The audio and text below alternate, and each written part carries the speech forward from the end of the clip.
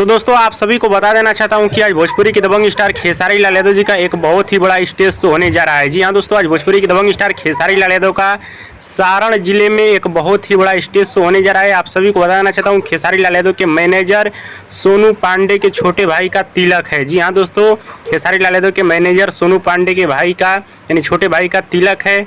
वहीं पे खेसारी लाल यादव आने वाले हैं, जो कि स्टेज शो का प्रोग्राम भी रखा गया है। ये देख सकते हैं सोनू पांडे का घर है, यहीं पे प्रोग्राम रखा गया है। खेसारी लाल यादव आने वाले हैं और ज़बरदस्त स्टेज शो है। पंडाल वंडाल देख सकते हैं आप लोग, ज़बरदस्त तरीके से सजाया गया है। हाँ तो दोस्तों आप लोग तैयार रहिए। आज शाम को आप सभी को बहुत सारा वीडियो देखने को मिलने वाला है खेसारी लाल यादव का, क्योंकि आज खेसारी लाल यादव सारण जिले में आने वाले हैं, बिहार के सारण जिले में। तो आप सभी को स्टेज शो देखने को मिलेगा। हाँ तो दोस्तों, रहा भोजपुरी के दबंग स्टार खेसारी लाल यादव का स्टेज शो का अपडेट। आप सभी को कैसा लगा हमें नीचे कमेंट बॉक्स में जरूर बताइएगा। वीडियो पसंद आया तो ज़्यादा लाइक करें, कमेंट करें, शेयर करें, सब्सक्राइब करें। धन्यवाद दोस्तों।